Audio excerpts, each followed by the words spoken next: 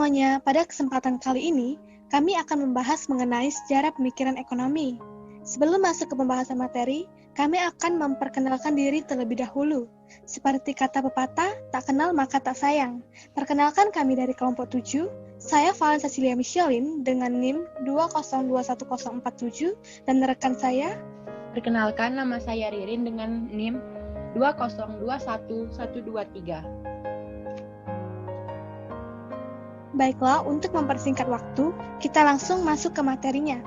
Sejarah perkembangan pemikiran ekonomi. Aliran pemikiran ekonomi terdapat beberapa paham, yaitu merkantilisme, klasik, neoklasik atau Austrian, marxisme atau radikal, keynesianisme, dan yang terakhir institusionalisme. Merkantilisme berlaku pada abad ke-15 sampai ke abad 17-an.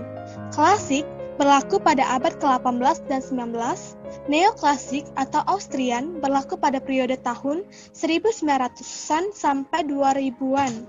Keynesianisme berpengaruh pada abad ke-20, dan yang terakhir, institusionalisme mulai berkembang pada akhir abad ke-19 dan awal abad ke-20.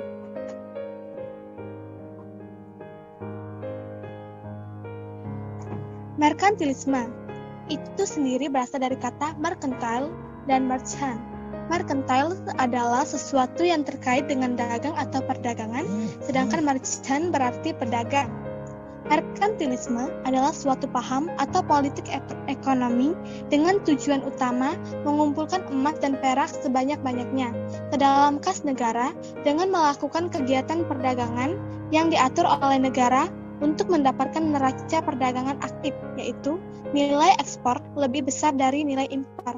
Merkantilisme juga diartikan sebagai sistem ekonomi yang berlaku di Eropa pada periode tahun 1500 sampai tahun 1700-an, yang mementingkan keseimbangan antara ekspor dan impor.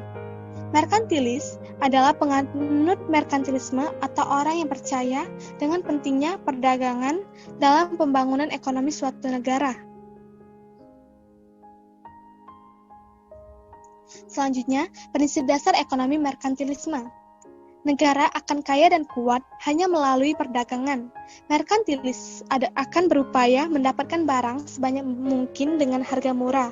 Namun, mereka akan membatasi pembelian hanya pada barang bernilai penting dan strategis untuk mengembangkan perdagangan dan pengembangan industri manufaktur. Karena prinsip ini, negara akan berusaha memperbanyak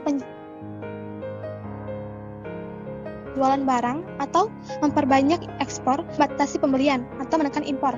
Agar prinsip ini berjalan, negara menerapkan sistem proteksi ekonomi dengan tujuan melindungi kepentingan ekonomi dalam negeri.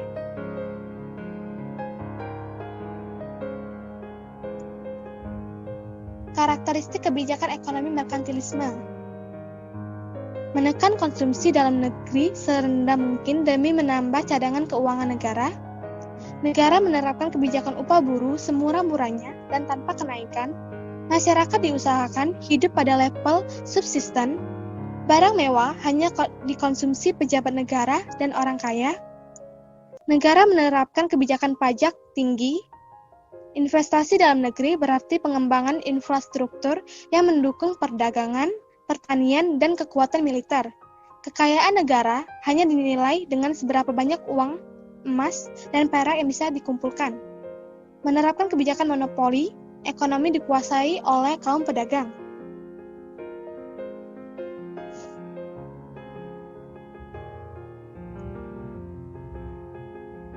Selanjutnya, lanjutan dari karakteristik kebijakan ekonomi merkantilisme. Negara mendorong mengumpulkan emas dan perak serta mendapatkan barang murah yang tidak bisa disediakan dalam negeri. Lahir kebijakan kolonial atau penjajahan demi memenuhi nafsu mengumpulkan emas, perak, dan lain-lain. Meningkatkan kekuatan militer menjadi kebijakan utama pemerintah. Untuk mendukung kebijakan ekonomi luar negeri, pemerintah mendorong organisasi perdagangan seperti VOC dan East India Company. Negara juga menerapkan kebijakan penempatan buruh tidak produktif ke daerah jajahan. Pejabat negara berkolaborasi dengan para pedagang, dan yang terakhir, sistem pemerintahan terpusat dengan konsep monoloyalitas. gerak langkah kaum kritis sangat dibatasi.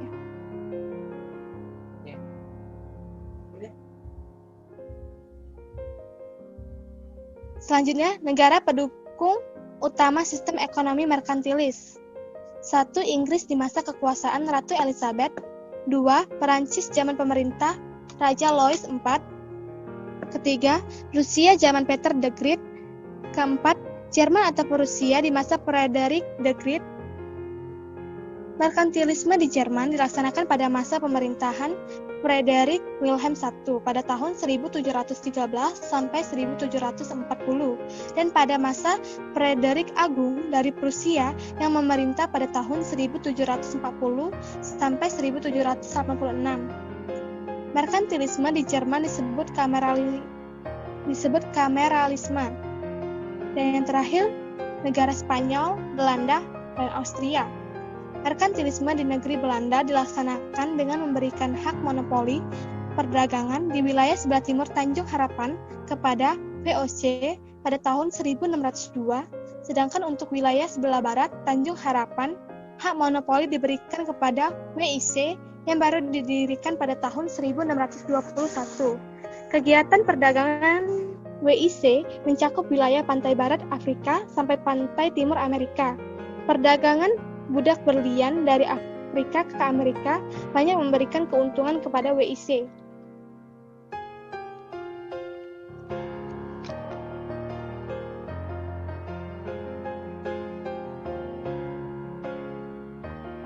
Kebincangan sistem ekonomi merkantilisme, yaitu kekayaan negara yang melimpah yang dihasilkan kegiatan perdagangan hanya dapat dinikmati oleh para penguasa dan kaum pedagang. Sedangkan rakyat kebanyakan tetap hidup dalam kemiskinan, kekurangan, dan kebodohan. Inilah yang mendorong seorang profesor kelahiran Skotlandia, Dr. Adam Smith, berpikir keras. Buah pikirannya yaitu buku setebal 1000 halaman yang berjudul An Inquiry into the Nature and Causes of the World Admissions, diterbitkan pada tahun 1776. Buku ini dianggap sangat fenomenal karena berisikan pandangan-pandangan filosofis dan mendasar serta menyajikan formula untuk bagaimana mencapai kesejahteraan yang nyata yang dirasakan oleh setiap warga negara tanpa terkecuali.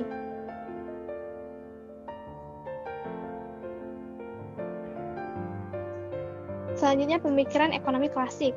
Pemikiran ekonomi klasik diawali dengan lahirnya buku karya Adam Smith pada tahun 1776 dengan judul buku An Inquiry into the Nature and Causes of the World Admissions, yang berisi mengenai pandangan filosofis tentang bagaimana mewujudkan masyarakat Inggris dan bangsa-bangsa lain di dunia yang adil dan sejahtera. Baiklah, penjelasan selanjutnya akan dilanjutkan oleh rekan saya. Kepada Saudari Ririn, saya persilakan. Terima kasih atas kesempatannya Saudari Valen. Selanjutnya, inti ajaran World of Nation Adam Smith. Pertama, kebebasan alamiah, freedom. Kebebasan asasi individu untuk memproduksi, menukarkan, memperdagangkan barang, tenaga kerja, dan modal. Perdagangan bebas. Kedua, laissez-faire, non-intervensi atau birokrasi minimal. Pemerintah hanya berperan menciptakan keadilan dan melindungi hak kepemilikan individu. Ketiga, kepentingan diri sendiri, self-interest. Hak seseorang untuk melakukan usaha sendiri dan membantu orang lain. Keempat, persaingan, competition. Hak untuk bersaing dalam produksi dan perdagangan barang dan jasa. Selanjutnya, pembagian aktor ekonomi atau pembagian kerja, labor division, yaitu pemodal menyediakan modal kerja dan peralatan, buruh menyediakan waktu dan upaya, serta pemilik lahan menyediakan barang mentah dan lahan usaha. Prinsip-prinsip ini akan dapat berjalan dengan baik bila masyarakat memiliki nilai-nilai kebaikan dan aturan main yang membatasi kepentingan setiap individu. Para pemikiran yang mempengaruhi Adam Smith.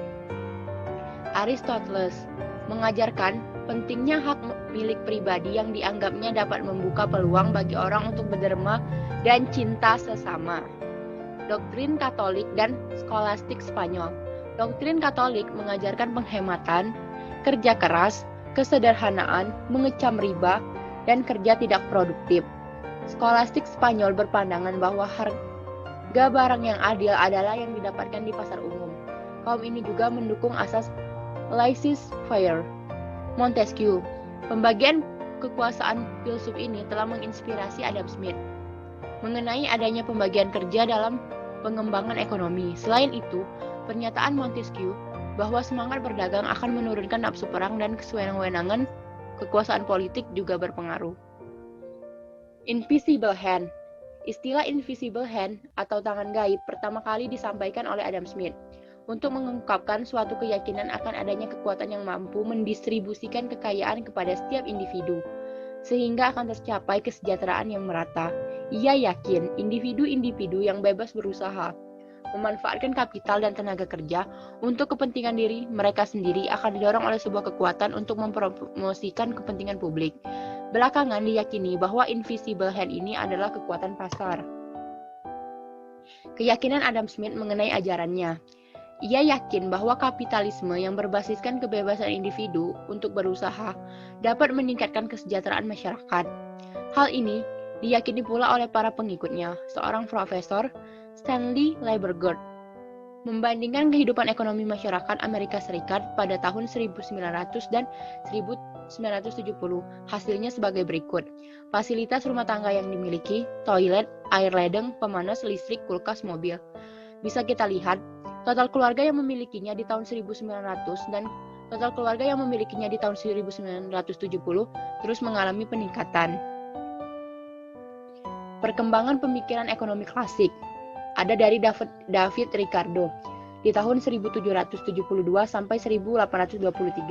Sumbangan pemikiran David Ricardo antara lain: 1. Mendukung kebijakan moneter anti-inflasi yang ketat. 2. Nilai barang ditentukan oleh nilai kerja orang dalam memproduksi barang tersebut. 3. Upah buruh akan harus diupayakan pada level substance. 4. Bersama Robert Thomas Malthus, mengembangkan hukum pendapatan yang berkurang dan modal jagung yang menimbulkan kemacetan. 5. Hukum keuntungan kooperatif yang merupakan pukulan telak bagi aliran proteksionisme. Kebijakan moneter anti-inflasi yang ketat ditunjukkan untuk mengatasi inflasi hebat Inggris pada tahun 1809 sampai 1810. Menurutnya, inflasi dapat diatasi dengan pengurangan jumlah uang yang beredar sampai nilai uang kertas sama dengan nilai emas dan perak. Ia menegaskan kebijakan tersebut tidak menimbulkan gangguan ekonomi asalkan dilakukan secara bertahap. Pendapatan yang menurun dan corn law, luas lahan digunakan untuk memproduksi jagung atau gandum bersifat tetap dan daya dukungnya semakin menurun. Penambahan faktor produksi memerlukan tambahan lahan. Lahan bersifat terbatas sedangkan jumlah manusia terus bertambah. Hal ini akan menyebabkan pertumbuhan ekonomi mengalami kemacetan. 3. Upah buruh harus dipertahankan pada level substance. Ricardo berpendapat upah buruh harus dipertahankan pada level substance. Alasannya, jika upah naik, kesejahteraan buruh akan meningkat, dan setiap orang cenderung untuk memiliki anak, sehingga akan meningkatkan jumlah populasi.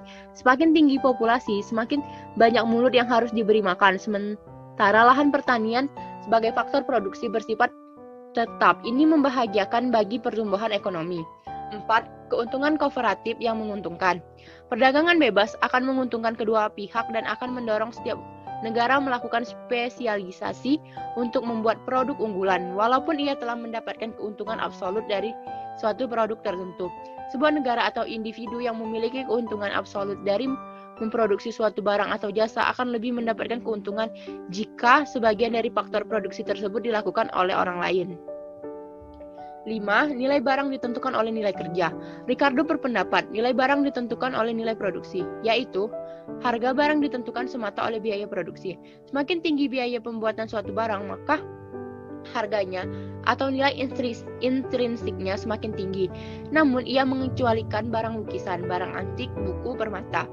Tapi, ia mengalami kesulitan memahami fakta mengenai mengapa pohon oak yang mentahnya seharga 2 sen menjadi 100 sen ketika sudah diolah, atau kulit sapi yang tidak mahal namun sangat mahal ketika ia sudah menjadi sepatu atau tas.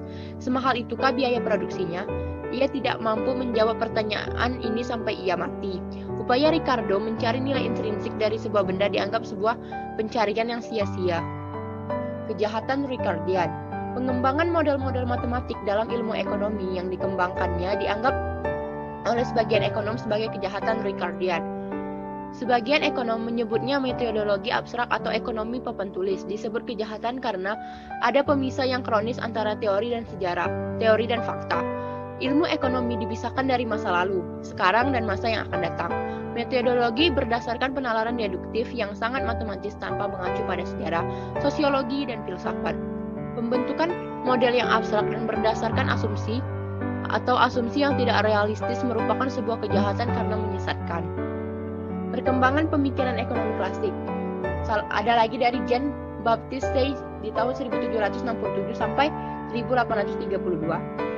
Pengungkapan pertama istilah laissez-faire, laissez-passer, biarkanlah kami sendiri, biarkanlah yang baik-baik masuk. Menyusun pengujian teoritis dengan fakta dan observasi. Ini merupakan kritikan pedas atas pendekatan teoritis Ricardo yang dianggapnya jauh dari fakta.